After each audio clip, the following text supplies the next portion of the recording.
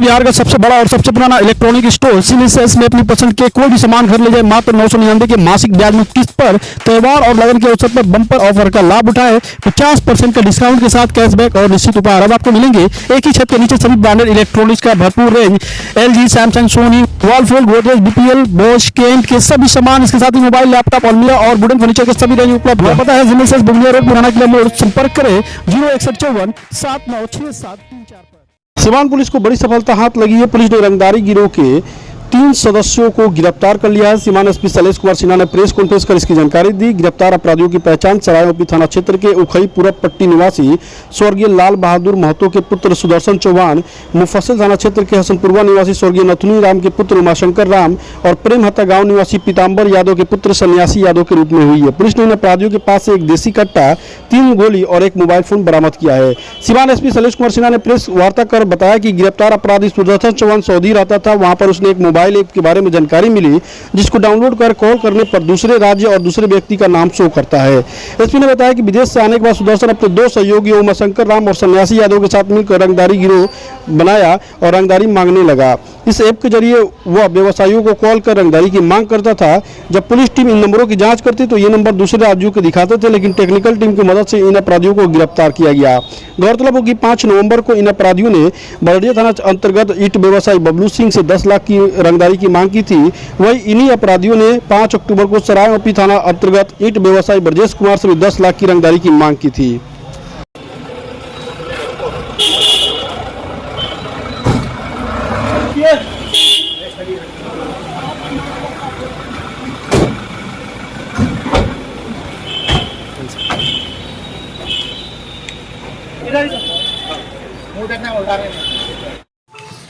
अभी आप लोग को जैसा कि पहले से भी पता होगा और पहले भी हम आपसे बात किए थे कि जिले में 2 थाना में विशेष रूप से एक हमारा बरहड़िया और एक उधर दरौदा, इस क्षेत्र में कुछ रंगदारी मांगने की घटना घट रही थी, जिस क्रम में 2-3-4-5 FIR भी दर्ज हुआ था। तो अभी कल रात को एक गुप्त सूचना के आधार पर 3 लोगों को पकड़ा गया है बरहड़िया थाना क्षेत्र से। उनके पास से हथियार, गोली और मोबाइल पकड़ाया। उनका जब जांच किया गया और जब उनसे पूछताछ किया गया तो इन लोगों और इनसे जो मोबाइल बरामद हुआ उसका जो पड़ताल किया गया तो इसे पता लगा कि अभी कुछ दिन पहले एक चिमनी भट्ठा व्यवसायी हैं बरहड़िया के बबलू सिंह, उनसे 10 लाख की रंगदारी मांगी गई थी। और एक और चिमनी भट्ठा व्यवसायी है जो सराय थाना क्षेत्र के रहने वाले हैं उखई के ब्रजेश कुमार, उनसे भी 10 लाख की रंगदारी मांगी गई थी। तो दोनों रंगदारी इसी तीनों लोगों ने मिलकर मांगी थी, जिसकी अभी गिरफ्तारी की गई है। और इनके मोबाइल में जो एक ऐप डाउनलोड किया हुआ है इन लोगों ने, उस ऐप का यह अपना क्वालिटी है कि जब आप उस ऐप से किसी को फ़ोन करते हैं तो यह इस ऐप में नंबर कहीं और का दिखता है, जिससे एक तकनीकी अनुसंधान करने में परेशानी होती है। यह ऐप आपको कभी दुबई का दिखाएगा, कभी टावर लोकेशन, कभी गुजरात का दिखाएगा। तो इस ऐप का इस्तेमाल करके और ये लोग इन दोनों से रंगदारी मांग रहे थे और इस समय में दोनों थाना में केस भी दर्ज हुआ है। तो इनका यह मोबाइल, आर्म्स और गोली सब बरामद हो गया। इन लोगों ने अपना पूरा कन्फेस कर लिया। और जो इस पूरे घटनाक्रम में दोनों केस में जो 3 लोग सम्मिलित होकर जो ये कार्य कर रहे थे, तो तीनों लोगों की गिरफ्तारी हो गई। तो इस प्रकार इन दोनों कांड में कंप्लीट उद्भेदन भी हो गया और पूरी गिरफ्तारी भी हो गई। जो गिरफ्तार हुए उनमें एक सुदर्शन चौहान उखई के रहने वाले हैं, उमाशंकर राम जो हसनपुरवा के रहने वाले हैं मुफस्सिल थाना, और एक सन्यासी यादव प्रेम हत्ता के रहने वाले हैं। इन तीनों का अपना क्रिमिनल हिस्ट्री है। उमाराम इसमें एक पहले का बहुत ही नोटोरियस क्रिमिनल रहा है, जिसपे 395 डकैती का कांड, चोरी का सामान लेके घूमने का कांड, चोरी की डकैती योजना बनाने का कांड, आर्म्स एक्ट या शराब का कांड, इस तरह का कई कांड दर्ज है, जिसका कि हम लोगों ने आपको जो प्रेस नोट दिया है उसमें पूरा उल्लेख किया हुआ है। सन्यासी यादव भी पहले चोरी के कांड में जेल जा चुके हैं। सुदर्शन चौहान भी पहले 384 यानी रंगदारी मांगने के कांड में रंगदारी मांगने और 307 यानी किसी पर जानलेवा हमला करने के आरोप में पहले 2020 में ही जेल जा चुके हैं। तो इन तीनों का अपना क्रिमिनल हिस्ट्री है और तीनों की गिरफ्तारी से इन दोनों कांड का उद्भेदन ही नहीं हो गया, बल्कि एक तरह से इसका पटाक्षेप भी हो गया। रंगदारी मांगने की का जो एक गिरोह सक्रिय हुआ था उसका पूर्णतः पटाक्षेप हो गया। सर, कॉलेज जो बरहड़िया में रंगदारी मांगने 2-3 लोग गिरफ्तार हुए थे, क्या उन दोनों की मिली भगत है? नहीं, इसमें हम लोगों ने इनसे पूछताछ किया, ये तीनों मिलके एक अपना गिरोह बना लिया था और अपने ढंग से यहाँ रंगदारी मांग रहे थे। बरहरिया में जो गिरफ्तारी हुई थी, जो पहले मैंने आपको प्रेस ब्रीफ में बताया भी था, वह एक अलग गिरोह था, जो वो भी कई केसों कांड से निकला हुआ, जेल से मुक्त हुआ था। उन लोगों ने अलग से एक बनाया था और उनसे रंगदारी मांग रहे थे, तो उसमें भी सारे लोग पकड़े गए और उनका यह पटाक्षेप हुआ।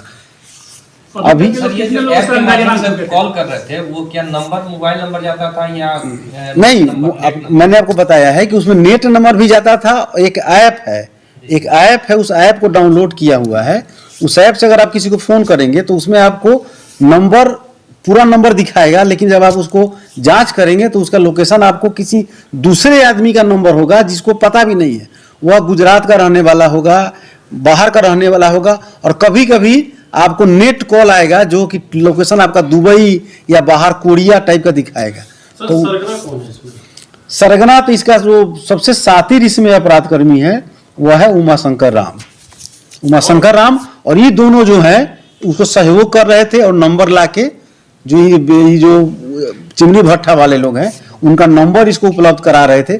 और इसमें जो मोबाइल है, जो ऐप डाउनलोड किया हुआ है, वह ऐप सुदर्शन चौहान का है। मोबाइल सुदर्शन चौहान का है जिसमें वह ऐप था, और उसी ऐप के माध्यम से लोग अपना मांग रहा था बहुत साथीराना ढंग से।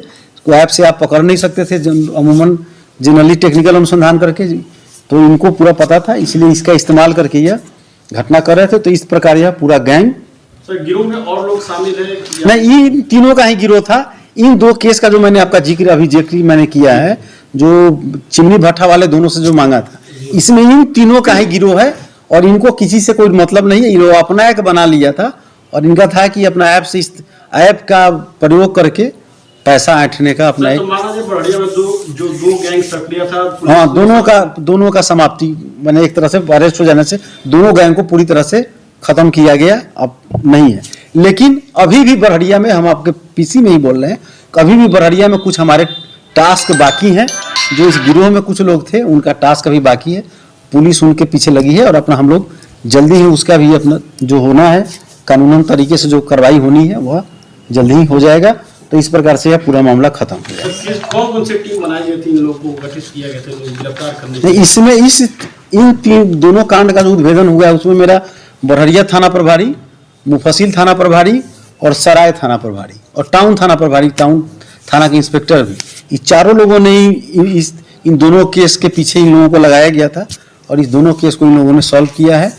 बहुत ही अच्छा काम किया है। पूरा कंप्लीट गिरोह ही पकड़ा गया, जो 3 लोगों का था अपना गिरोह, पूरा गिरोह ही पकड़ा गया। ईंट भट्टा व्यवसाय के अलावा भी किसी और से गिरफ्तारी नहीं हुई थी क्या इन लोगों के द्वारा? 2 ईंट व्यवसायी के आपको बताया ना, 2 के अलावा? 2 के अलावा नहीं। अभी इन लोगों ने शुरू ही किया था, और ऐप का इस्तेमाल करके, और उसी में इन लोगों की गिरफ्तारी हो गई, तो यह मामला ही खत्म।